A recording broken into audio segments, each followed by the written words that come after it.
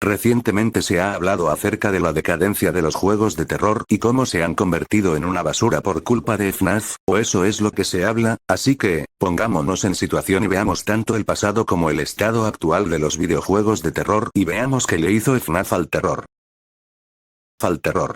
Para empezar, los primeros juegos de terror no llegaban a dar el suficiente miedo, así que vamos a los primeros juegos de terror que funcionaban, donde podemos encontrar gente que piensan que Slaughterhouse fue el primero, otros Clock Tower, y otros Alone in the Dark, donde este último contiene mecánicas del género survival horror, pero no sería el que popularizaría y marcaría el género del survival horror, el cual sería Resident Evil, el asentaría las bases y mecánicas que hoy en día seguimos teniendo, así que ahora veamos un poco la evolución de los juegos de terror en las generaciones de consolas, comenzando por la quinta generación de consolas, donde se encuentran consolas como la PlayStation, en la cual veríamos el inicio de los survival horror, y es que aquí vemos muchos elementos que asentarán en los juegos de terror, como pueden ser algunos de estos: escasea de munición, guardados limitados, facilidad para morir, gestión de inventario, etc. Debido a las limitaciones en las consolas de la época salieron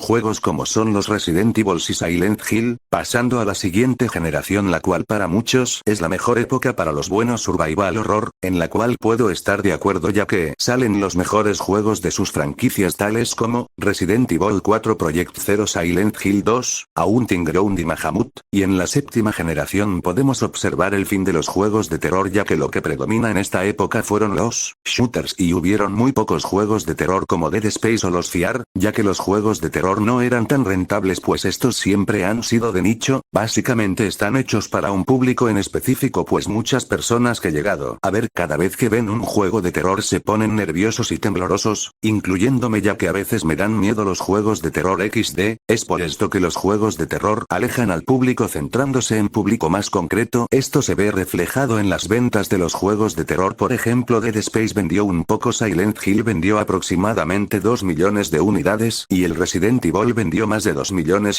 de copias. Esto nos deja ver claramente que no son malas ventas, pero, hablando de los grandes juegos de terror, es poco a comparación de otros géneros, y tomando en cuenta que en la séptima generación las franquicias de algunos juegos nacieron y murieron como Dead Space y Alan Wake por las malas ventas, y aquí podemos ver cómo en esta generación el terror estaba muriendo ya. Luego empezaron los puntos que hicieron los principales problemas del terror actual.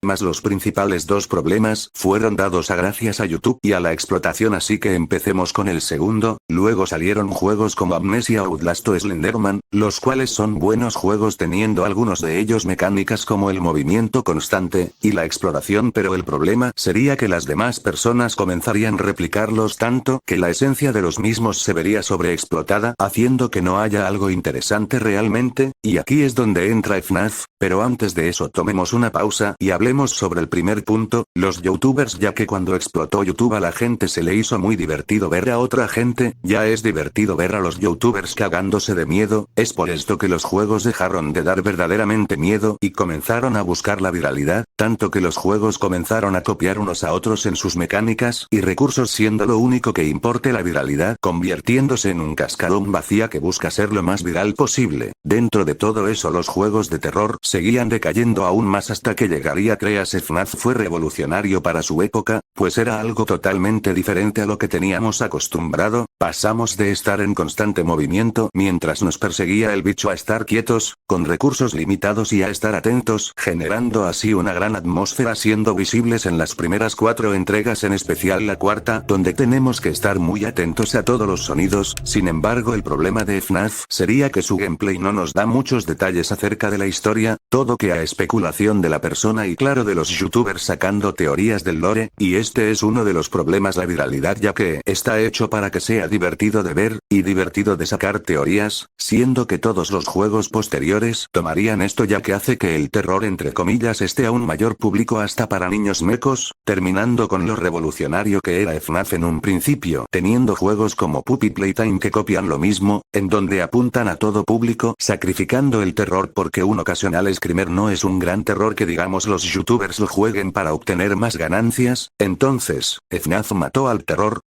Pues la respuesta es un poco complicada, pero resumiendo, sí y no, ya que creo que FNAF terminó creando una clase de juegos más comercial. Básicamente creó un subgénero del terror, el cual no quita que sus grandes errores y que haya caído en decadencia, como todo el terror hoy en día, así como la extraña tendencia de volver la atmósfera más colorida e infantil, donde algo parece inocente e inofensivo terminado convirtiéndose en algo aterrador, como por ejemplo ver los primeros FNAF donde está todo sombrío y oscuro, a pasar a un gran centro comercial más brillante y con diseños más resaltantes. Esto termina banalizando al terror, donde su objetivo es sacarte un sus ocasional y nada más, teniendo una historia bastante ambigua para que se vuelva viral. ¿Y qué podemos concluir? Sin duda el terror ya decayó bastante antes de que juegos como FNAF aparecieran. Sin embargo, FNAF ha creado un subgénero del terror enfocado a la viralidad y a la banalización del terror, no siendo tan malo ya que permite que gente se adentre en el género y posteriormente se adentre más en este. Así que sin más me despido, suscríbete por